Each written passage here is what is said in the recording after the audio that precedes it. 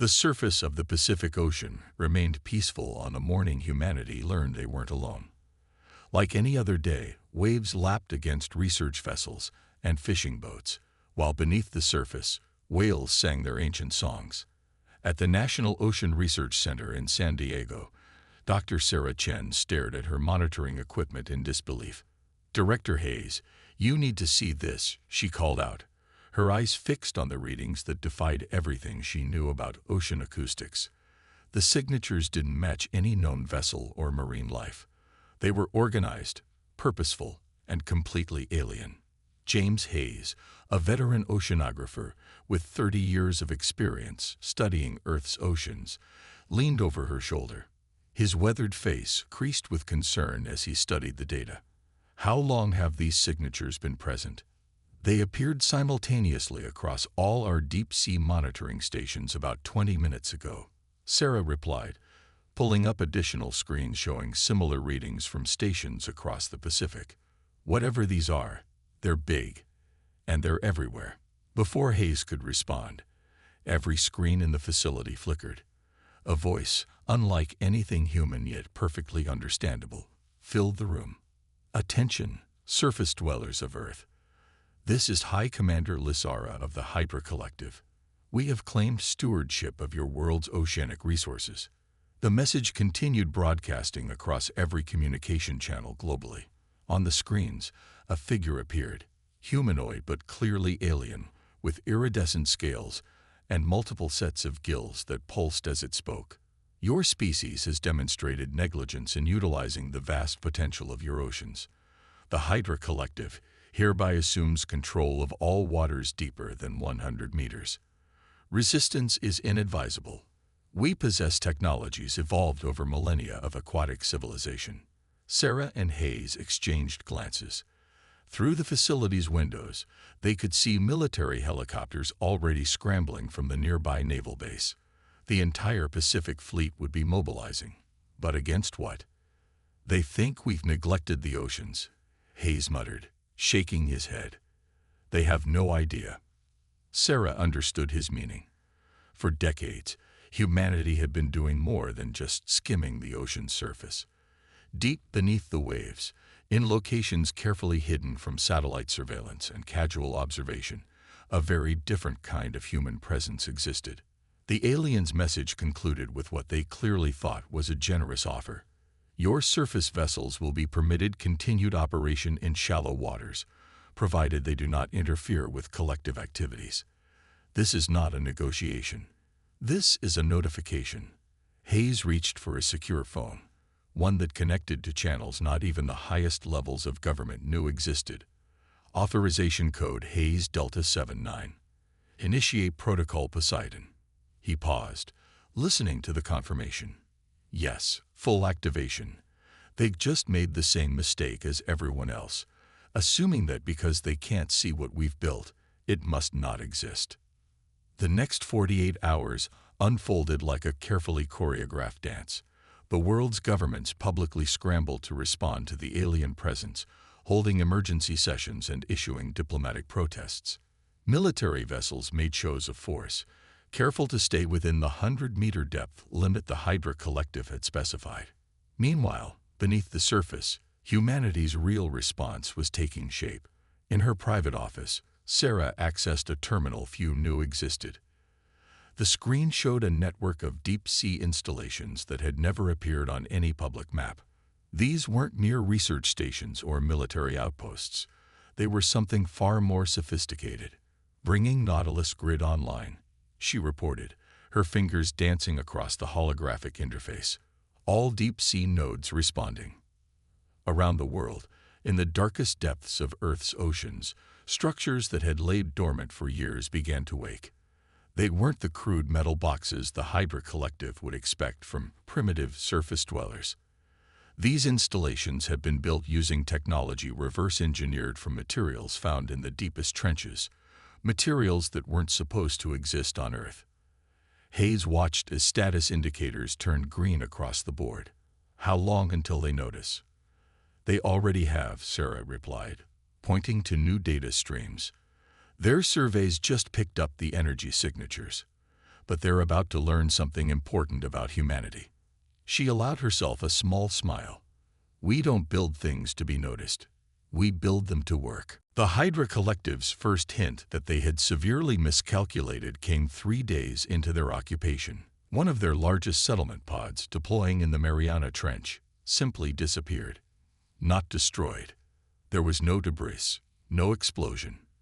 It vanished as if it had never existed. High Commander Lysara, aboard the Collective's command vessel, demanded answers. Impossible, she declared, her scales shifting colors with agitation.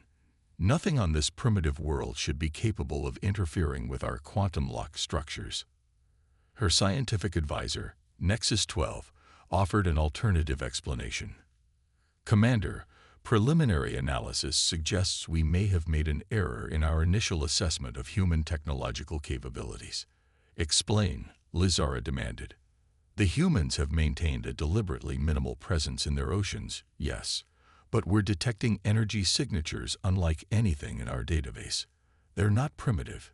They're just different. And they've been here long before we arrived. In the following hours, more collective installations began experiencing inexplicable failures. Their quantum shields remained impenetrable from outside forces, but somehow, the very water around them seemed to turn hostile.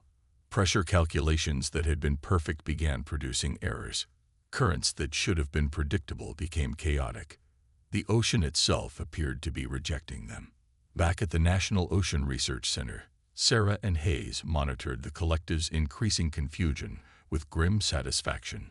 Should we tell them? Sarah asked. Hayes shook his head. They wanted the deep oceans. Let them learn about them the hard way. We've spent generations learning to work with the seas, not control them. That's the fundamental difference they don't understand. On their screens, another collective installation reported critical failures. This one didn't disappear. It imploded, crushed by pressures that, according to all their calculations, shouldn't have been possible at that depth. Sending diplomatic transmission, Sarah announced, her fingers moving across the interface one final time. The message was brief, but she knew it would shake the Collective's confidence to its core. To the Hydra Collective, you assume that because we live above the waves, we don't understand the depths. You thought our oceans were unclaimed because you couldn't see our presence. Consider this a reminder. On Earth, the things you don't see are often the most dangerous. We've spent centuries learning to work with our oceans, not against them. You have 24 hours to withdraw. After that, we cannot guarantee your safety in our waters. As the message transmitted, Hayes watched the alien vessel's formations begin to shift. They're starting to realize, he said quietly, that they never should have assumed an ocean planet's dominant species would be ignorant of its own seas. Sarah nodded, remembering something her grandmother used to say about the ocean. The surface is for tourists. The depths are for those who understand that power isn't about being seen. It's about knowing where to look. The next 24 hours would determine whether the Hydra Collective was wise enough to learn from their mistake, or if they needed a more dramatic demonstration of humanity's deep-sea capabilities. Either way, Earth's oceans would remain what they had always been. Humanity's oldest ally, and its most carefully guarded secret. High Commander Lysara's scales shifted to a deep purple of frustration as she reviewed the human's message for the 100th time. Around her, the command center of the Hydra Collective's flagship hummed with nervous energy as officers tracked the continuing disappearance of their deep-sea installations. "Show me the depth analysis again," she commanded. The holographic display materialized, showing a three-dimensional map of Earth's oceans with red markers indicating where collective structures had failed. The pattern was undeniable. The deeper they tried to establish their presence, the more catastrophic the failures. "Commander," Nexus 12 approached, their bioluminescent patterns pulsing with urgency. "We've detected something unprecedented." The scientific advisor manipulated the display, zooming in on the Challenger Deep. "There's a structure here. It's been here for at least 50 Earth years, operating at pressures that should make conventional materials impossible. Impossible is becoming an overused word, Lizara muttered. What kind of structure?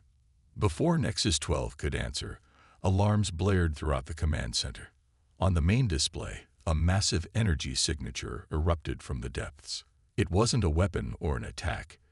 It was a message broadcast through the water itself using harmonics the collective had believed beyond Earth's technological capability. The voice that filled their command center was calm, measured, and utterly human. This is Dr. Elena Santos, director of the Challenger Deep Research Station.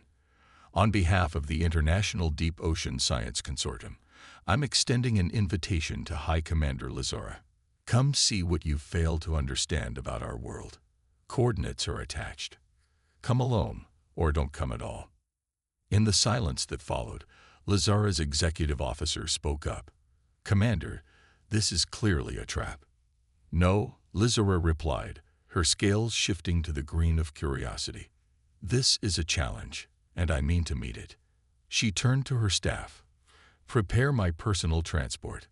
Single-occupant vessel, full pressure systems. Hours later, Lizara's transport pod descended through the darkness of the Challenger Deep.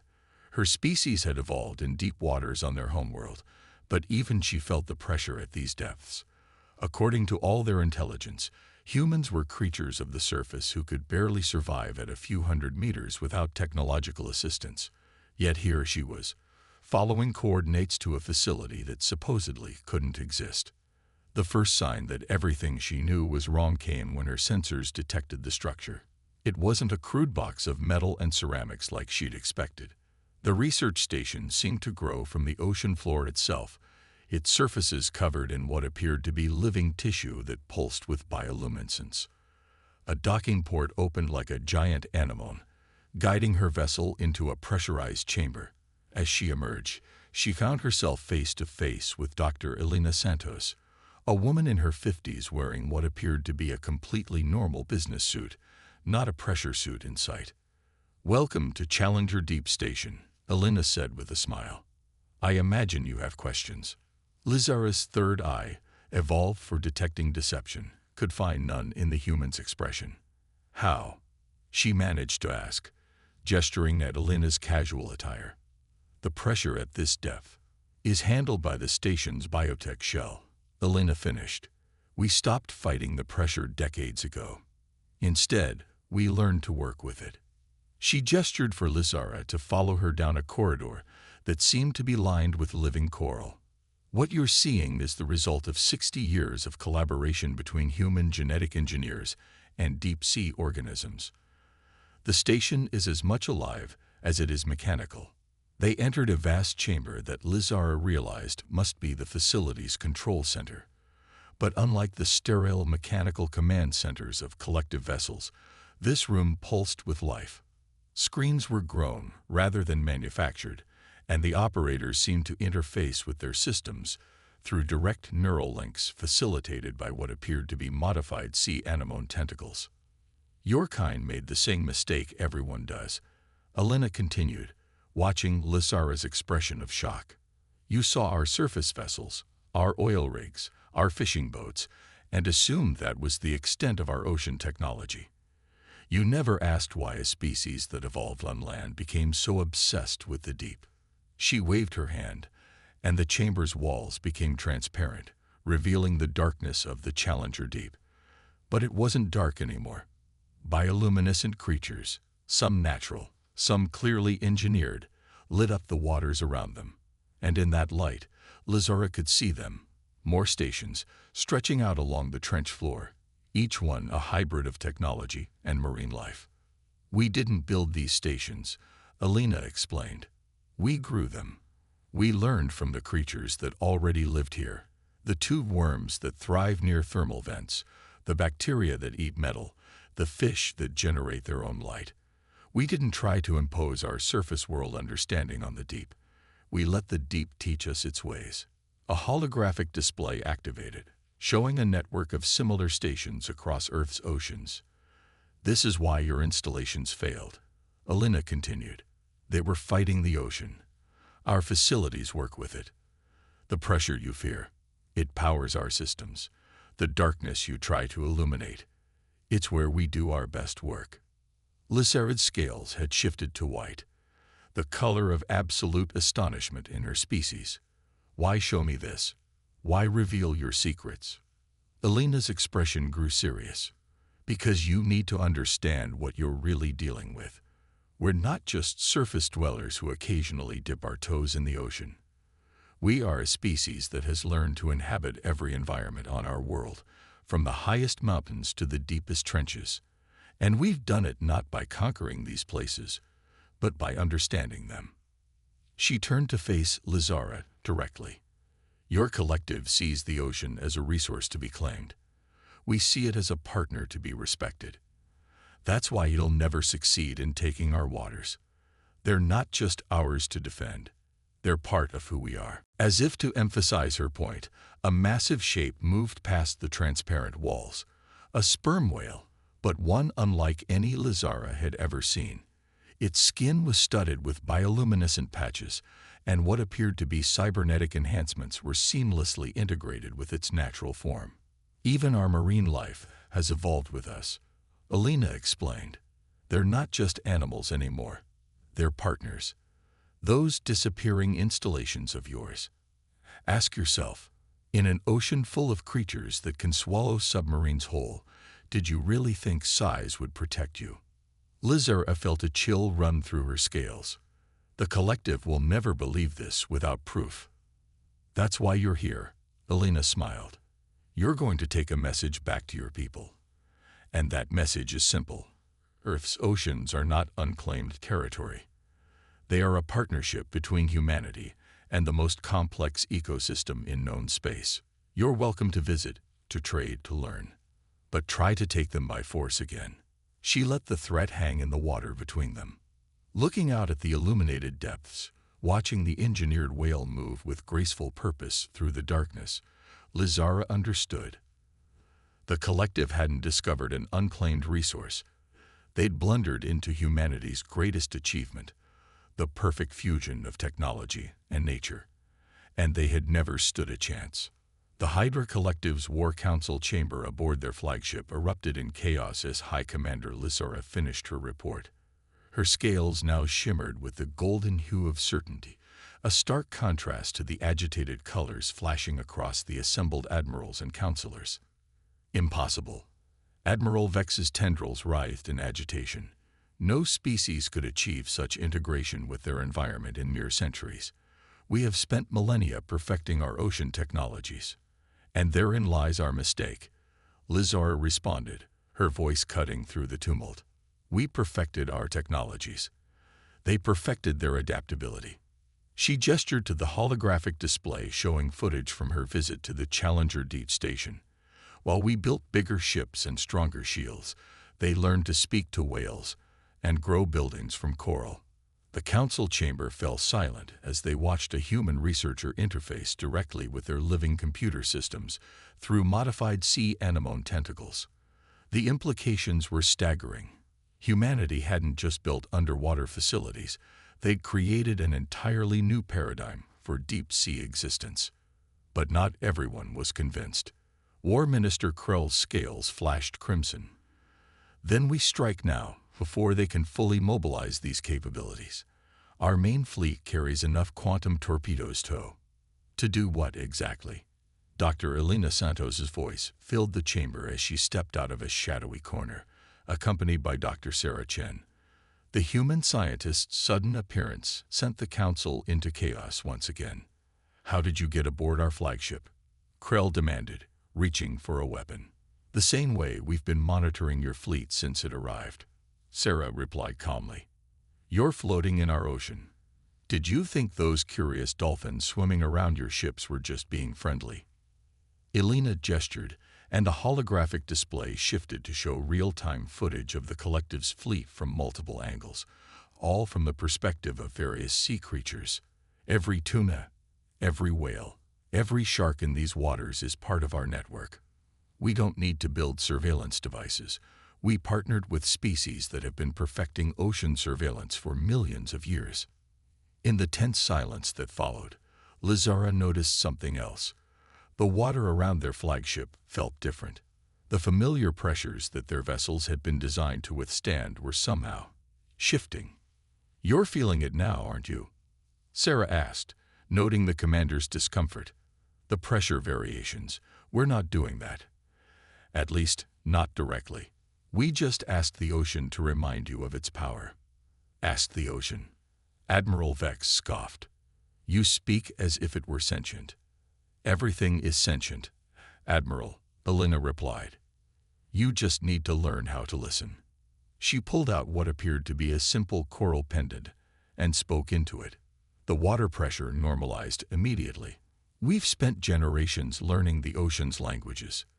The songs of whales, the dances of dolphins, the electromagnetic pulses of sharks. Even the currents themselves carry messages if you know how to read them." Lizara stepped forward, her scales shifting to the blue of diplomatic engagement. "You could have destroyed our fleet at any time, couldn't you? Why this elaborate demonstration?" "Because unlike you, we don't believe in wasting potential allies," Sarah answered. "Your species clearly has incredible aquatic technology. We're offering you a choice. Continue trying to conquer our oceans and face the combined might of humanity and Earth's marine life, or, Lizara prompted. "Or join us in learning what the depths still have to teach us," Elena finished. "Your quantum drives, combined with our biological integration, we could explore ocean worlds across the galaxy. Think of what we could discover together." The council chamber erupted in discussion again, but this time the tone was different. Scales were shifting from aggressive reds to contemplative blues and curious greens. War Minister Krell wasn't finished, though. "This is clearly a deception. I refuse to." His words cut off as the water around him specifically became noticeably denser. A dozen sleek shapes shot past the flagship's windows, a pod of dolphins, but unlike any the collective had seen before. Their skin rippled with technological enhancements, and their eyes gleamed with unmistakable intelligence. "That was a warning," Sarah said quietly. "The next one won't be so gentle. You have 1 hour to decide. Partnership or withdrawal. Either way, Earth's oceans remain under their rightful guardians' protection." As the human scientists turned to leave, Elena paused. "Oh, and don't bother trying to track how we came aboard. Ask your engineers about the interesting properties of sperm whale biosiner combined with quantum entanglement. They'll never believe it until they see it themselves." The humans vanished as mysteriously as they had appeared, leaving the collective's war council in disarray. Lizara looked out at the seemingly peaceful ocean waters, now seeing them with new eyes. They hadn't found a primitive world with unclaimed resources. They'd encountered a civilization that had transcended the very notion of technological advancement by returning to the source of all life on their world. "Members of the council," she addressed her fellow leaders, "I move that we seriously consider the humans' offer. We came here looking for new waters to conquer. Instead, we may have found something far more valuable. Teachers." Around the flagship, the engineered dolphins continued their patrol, their enhanced sonar mapping every detail of the alien vessel. Deep below, in the Challenger Deep Station, Elena and Sarah materialized back in the main control room, their quantum teleportation system, reverse-engineered from deep-sea creatures that seemed to defy the laws of physics, functioning perfectly. "Do you think they'll accept?" Sarah asked, watching the collective's flagship through their network of marine sensors. Elena smiled, interfacing with their living computer system through her neural links. "They don't have much choice. Besides, did you see their scientists' faces when we mentioned whale-based quantum teleportation? They'll never be able to resist learning how we did it." The ocean around them pulsed with bioluminescence, a million tiny creatures signaling their agreement in a language humanity had finally learned to understand. The hour given to the Hydra Collective had almost expired when their decision crystallized, though not in the way anyone had expected. War Minister Krell, refusing to accept the humans' dominance of Earth's oceans, had launched a desperate gambit. While the council deliberated, He secretly ordered a strike force of their most advanced vessels to target the Challenger deep station. If we destroy their command center, he had reasoned, their entire network will collapse. How wrong he was. Deep beneath the waves, Dr. Elena Santos watched the incoming attack force on her living displays with an expression of disappointment rather than concern. They really don't understand what they're dealing with, do they? She mused, her fingers trailing through the neural interface tendrils that connected her to the station's systems. Sarah Chen shook her head as she monitored the biorhythms of their ocean allies. Should we show them? I suppose we must. Elena sighed and reached out through the station's organic communications network. In an instant, her consciousness touched thousands of minds throughout the Pacific. Whales, dolphins, sharks, and creatures humanity hadn't even named yet, all linked through a symphony of bioelectric signals and quantum-entangled neurons. Above, Krell's attack force sliced through the water with devastating purpose, their quantum torpedoes primed. The vessels were sleek, powerful, and represented the pinnacle of Hydra collective military technology. But they had made a fatal error. They were moving through water as if it were empty space, treating it as a medium to be conquered rather than an ally to be respected. The first sign that something was wrong came when their sonar systems began returning impossible readings. The water itself seemed to be changing density in patterns that defy physics. Then the currents shifted, not in the chaotic way of natural ocean movements, but with deliberate, orchestrated precision. What's happening? Krell demanded, watching from his command ship as his attack force began to scatter, their carefully planned formation disrupted by forces they couldn't comprehend. The answer came in the form of a wall of living light that rose from the depths. Millions of bioluminescent creatures, their natural abilities enhanced by generations of careful genetic engineering, turned the dark ocean into a display of nature's power harnessed by human ingenuity. Through this curtain of light came Earth's defenders, but not in the form of submarines or conventional weapons. Instead, massive shapes emerged from the deep, sperm whales with cybernetic enhancements that let them focus their sonar into weapon-grade beams, giant squid with tentacles modified to interface directly with human technology, and swarms of fish whose scales had been engineered to generate electromagnetic fields that could disrupt even quantum-shielded hulls. This is what you fail to understand. Elena's voice resonated through the water, carried by the same bioelectric network that linked all of Earth's marine life.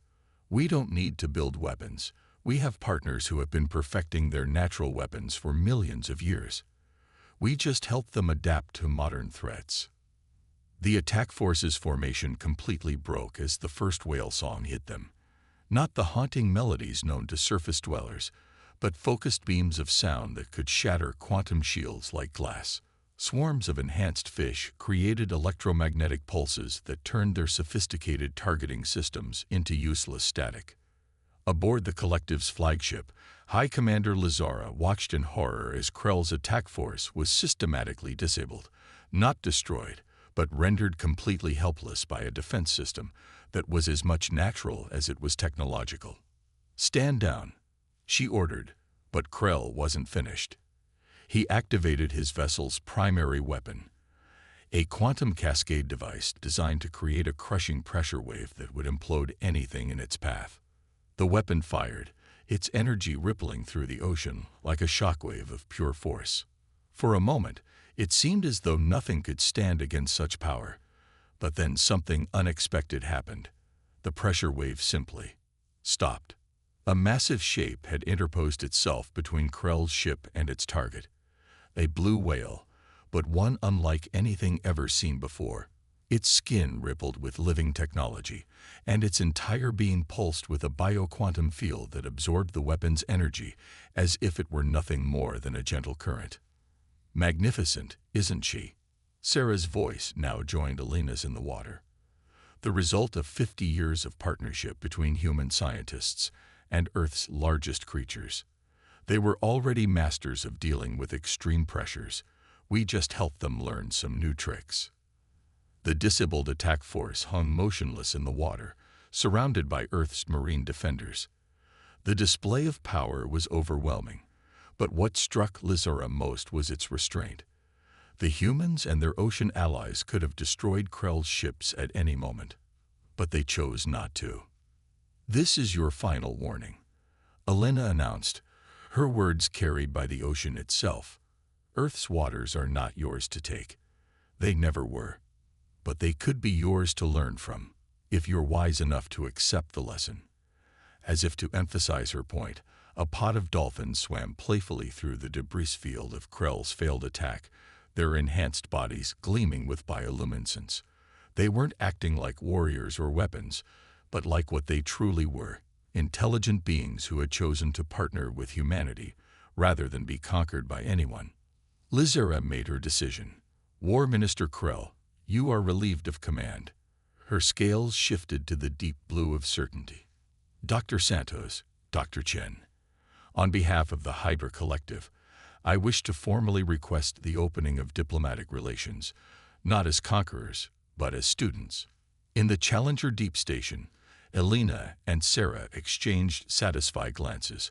Around them, the living walls of their facility pulsed with the approval of Earth's ocean consciousness, a vast, distributed intelligence born from the partnership between human technology and marine life.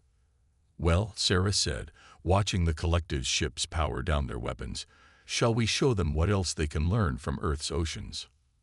Elena smiled as she felt the gentle brush of whale song against her mind. "I think our partners are looking forward to meeting some new students." 6 months after the failed attack on Challenger Deep Station, the oceans of Earth had become a very different place. The massive ships of the Hydra Collective no longer loomed as invaders, but floated peacefully alongside human vessels, their crews engaged in something far more challenging than conquest: learning. In the biochemistry lab of the newly established Joint Species Research Center, a sprawling complex of living architecture that grew from the side of an underwater mountain range, Dr. Sarah Chen watched as a young Hydra scientist named Nexus 15 attempted to interface with their neural communication system for the first time. "Remember," Sarah guided, "you're not trying to control it. You're asking for cooperation." Nexus 15's scales flickered with concentration as they gently touched the modified sea anemone tentacles. For a moment, nothing happened. Then their eyes widened as the first whispers of whale song touched their consciousness. I can hear them," Nexus 15 whispered, their voice trembling with awe. "Not just sound. I can feel their thoughts, their emotions." Sarah smiled, remembering her own first contact with the ocean's neural network. "What you're experiencing is just the surface. Wait until you learn to access the deep memory." High Commander Lizara, now serving as the Collective's chief diplomatic officer, entered the lab with Dr. Elena Santos. Both leaders had aged during the past 6 months, Lizara's scales showing new patterns that indicated gained wisdom, Elena's hair touched with additional gray from countless hours of diplomatic negotiations, but both moved with the satisfaction of those who had achieved something unprecedented. "The Council has approved the expansion of the exchange program," Lizara announced. "They'd finally accepted that there's more to learn from Earth's oceans than we could discover in 1,000 years of conquest." Elena nodded, her fingers absently trailing through a cluster of neural interface tendrils. "And how are they handling the latest discovery?" "You mean the fact that Earth's oceans appear to possess a form of distributed consciousness that dwarfs anything we've encountered in our exploration of 17 galaxies." Lizara's scales shifted to the purple of amused irony. "They're still processing that revelation. The idea that we nearly went to war with a planetary intelligence that humanity had already befriended. It's caused quite a philosophical crisis back home." Through the lab's living walls, they could see one of the more visible signs of the new cooperation between species. A massive collective science vessel hovered nearby, but it was almost unrecognizable from its original form. Its quantum shields had been modified with bioorganic components, and its hull now rippled with the same kind of living technology that characterized human underwater facilities. More striking were the creatures swimming around it. Dolphins and whales worked alongside Hydra researchers, their enhanced bodies glowing with bioluminescence as they helped map the complex currents of the deep ocean. Schools of fish with bioengineered sensors gathered data about temperature variations and chemical compositions, while giant squid used their modified tentacles to maintain deep-sea equipment with incredible precision. We thought we were so advanced, Lizara mused, watching a young hyper-scientist learn to communicate directly with a pod of dolphins. All our quantum technology, our pressure shields, our superior evolution. And here was humanity, treating their planet's oceans like a living partner instead of a resource to be exploited. Sarah's attention was drawn to one of their living displays, where data streamed in from their deep-sea monitoring network. Speaking of partners, they're ready for us. The group made their way to the station's central chamber, where representatives from both species gathered around a massive holographic projection of Earth's oceans. But this was no ordinary map. It showed the complex neural networks that connected all marine life, from the smallest plankton to the largest whales, all pulsing with a rhythm that matched the planet's own heartbeat. For centuries, humanity dreamed of reaching the stars. Alina addressed the assembled scientists and diplomats. We built rockets, designed spacecraft, looked up at the cosmos, and imagined our future there. But all along, the greatest frontier was right here, beneath our feet. In learning to communicate with our oceans, we didn't just gain access to their resources, we gained wisdom that will serve us among the stars. She gestured to the display, where a new pattern was emerging. The neural networks were reorganizing, creating new connections that incorporated both human and hyper-consciousness into their ancient patterns. The ocean remembers, Sarah continued, her voice carrying the weight of scientific revelation. It remembers the first cells that learned to divide, the first fish that grew legs, the first whale that returned to the sea. And now it will remember this moment, when two species from different stars learned to listen to its wisdom. Lizara stepped forward, her scales shimmering with the gold of certainty. My people came here seeking to claim your oceans. Instead, we found something far more precious, a new way of thinking about our place in the cosmos. We thought ourselves masters of water worlds, but we were like children playing at the surface of a vast mystery. Through the neural network, they could all feel it, the subtle shift in the ocean's vast consciousness as it acknowledged their presence, not as conquerors or even caretakers, but as students finally ready to learn from a teacher that had been waiting millions of years to share its wisdom. The real question, Alina said, smiling as she felt the familiar touch of whale song against her mind, is whether we're ready for what it wants to teach us next. Around them, the living station pulsed with bioluminescence, its organic computers processing data in patterns that mimicked the very currents that had shaped life on Earth.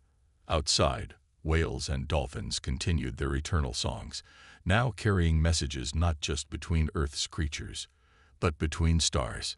The oceans of Earth had protected humanity from would-be conquerors not through force of arms, but by revealing a deeper truth, that true power comes not from domination, but from partnership.